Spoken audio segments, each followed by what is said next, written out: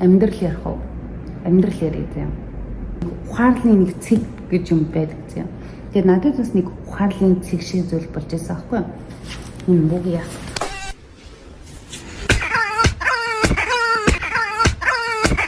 Би одоо ингээд их сургууль тахтаа бүр ингээд яг ажлын мал болсон юм шиг бүр ингээд мөнгө олох хэрэгтэй, ажил хийх хэрэгтэй гэх амар ажил хийдэгсэн байхгүй. 2-3 ажил надад ерөөсөн амралтын өдөрч гэж байдаггүй байсан. Солонгосоос сурдаг хүүхдүүд мэдчихэж байгаа нэг банкны баталгаа гаргана гэдэг юм байдаг байхгүй.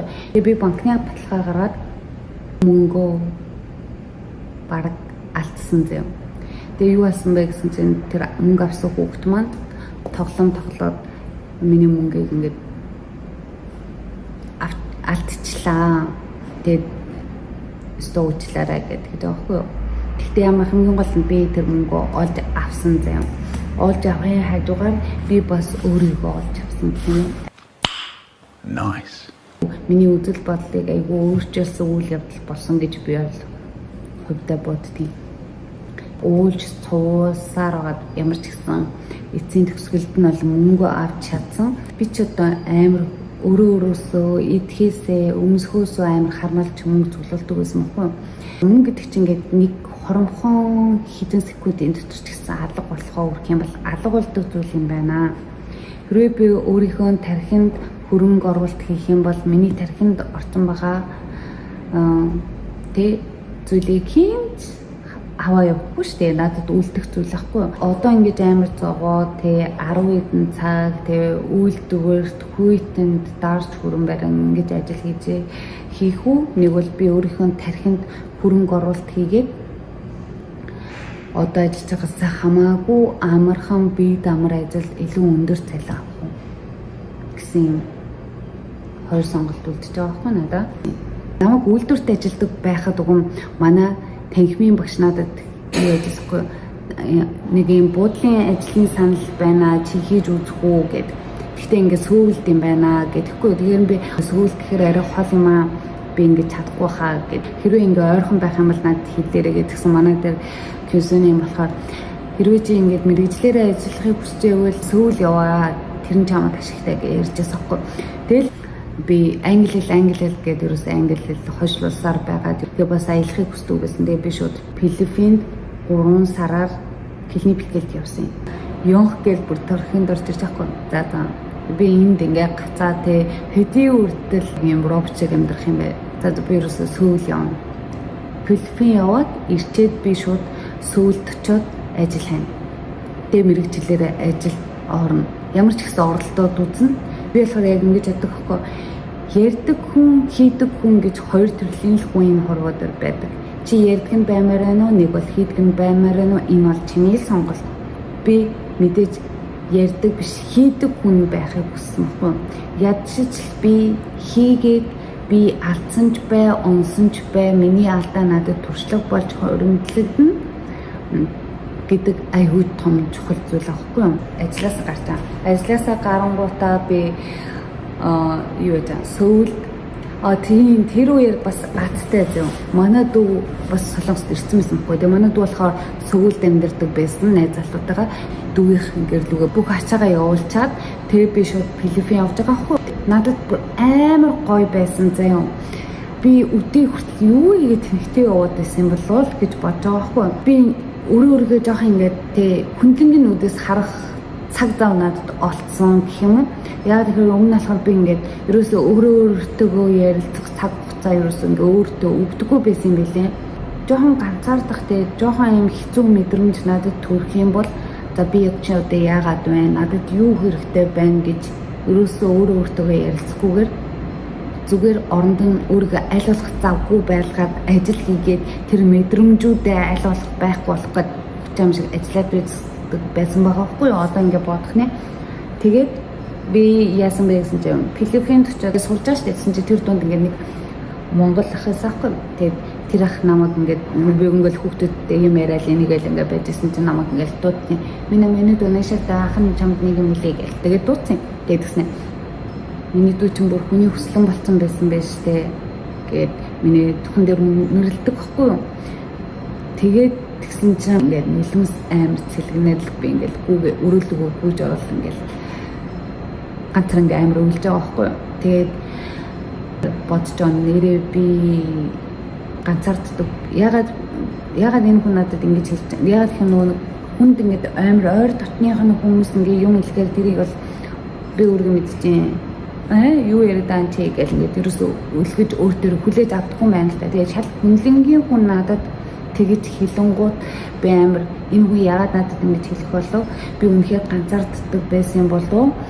Ягаад тэр мэдрэмж яа би тэрийг ингээ хүлээн зөвшөөрдөггүй байсан бол энэ дэрэг л аягүй хүүхдэйгээ ингэж ярилцаж өөрөөсөө асууж байгаа байхгүй.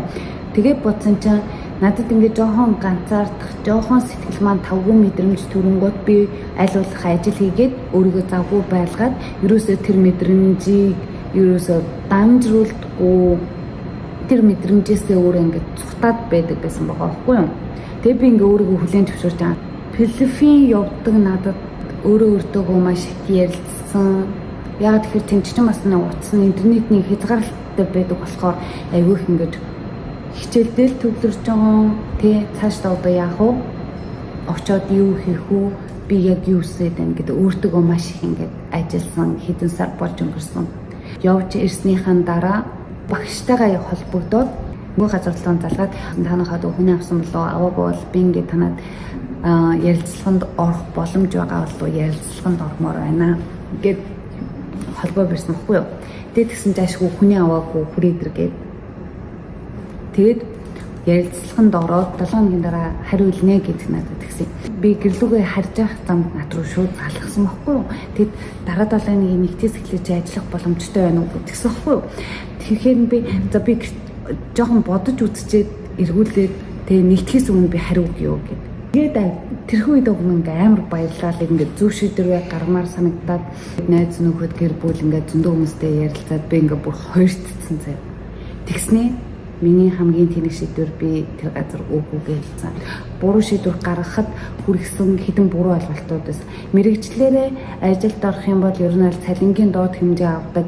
Тэнгуутаа анх ажилд орохдоо нэг сая 500-аас хэтэрдэггүй гэдэг ийм яриа байсан. Би тэгээд хүмүүс бас тэгж хэлэхэд сая 500-гийн цалинтай. Тэнгуутаа сүүл байрны үн ямар өндөр гэлээ те сая гарна 500 баг ингээд авсан цалингаа зөвхөн өөртөө зарцуулаад ямар ч илүү төтөө мөнгө цуглуулах ямар ч боломжгүй болох юм байна гэж тэр амар их нөлөөлсөн баггүй.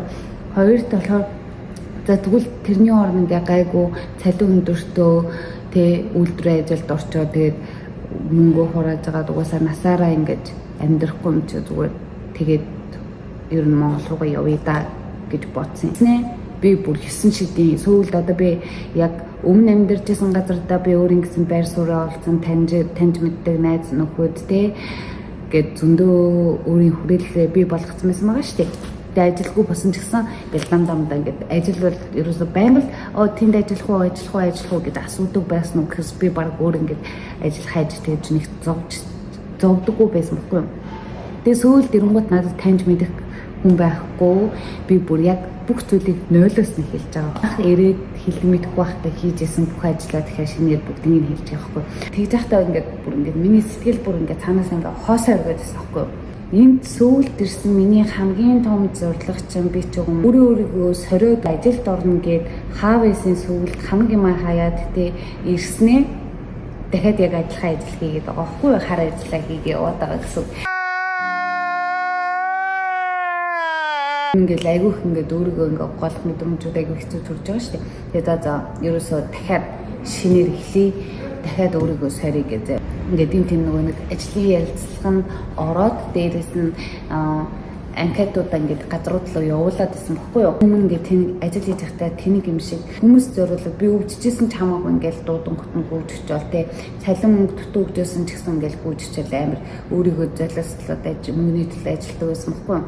Тэгээд сүүлд нь би одоо дарамт өөрчлөгдөж байгаа шүү дээ. Тэнгуутаа би ингээ өөр угаасаа энд гарна гэж бодонгуудаа би ингээл би тийм сургалттай ийм ярилцлагатай гэл би шууд ингээд юу ячдаг гэсэн зав. Тэддэг өдөр ирж чадахгүй энэ өдөр л би боломжтой гэд би тэгэж ажилтдаг басмахгүй сүүлд нь. Тэнгуут ингээ надад аймаг гоё би дамруугаа байхгүй. Тэгээ би ингээ хажуугаар нь цагаагч тэгээ компьютерийн цагаагч ажилд ороход хэрэгтэй надад дутуу миний пужиг миний юм дутуу зүйл юу байна гэдгийг хайгаад тэгээ за офис ажил хийхэд бол надад компьютерийн мэдлэг хэрэгтэй. Тэгэхээр би ингээ компьютерийн яг цаг явцанд даах хэрэгтэй байна. Энэтрэг тэгээ компьютерийн цаг явцанд даах сургалт Монголд ингээ яваад цаг явцангаа аваад тэгээд өөрийнхөө ингээд завгүй боломжгүй өдрүүд байх юм бол зүгээр өөрийнх нь цагт даруулаад би одоо ажил хийдэг болж эхэлж байгаа байхгүй юу? Тэрийг арай гэхдээ амар хожуу ойлгосон заяа. Тийм учраас би энийг үзэж байгаа хэрэг дүүнер байх юм бол би жоохон хилээ сураад гайг болчих юм бол битгий миний утас өнтөрчлээ.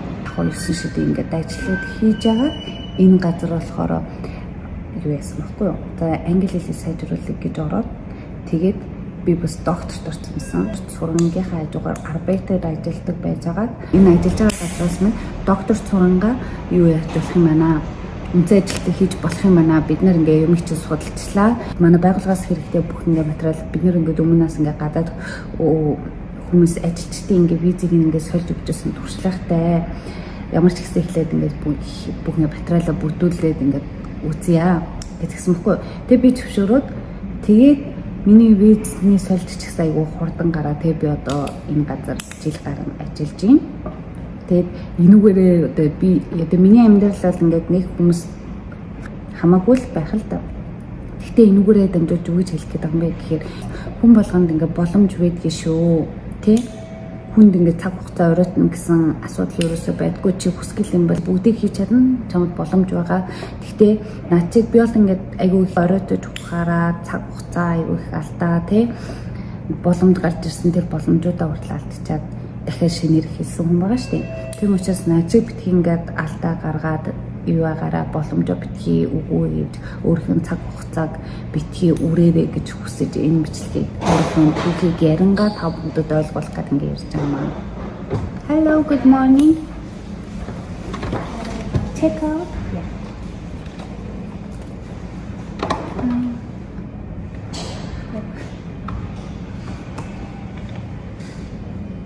Yeah, then thank you.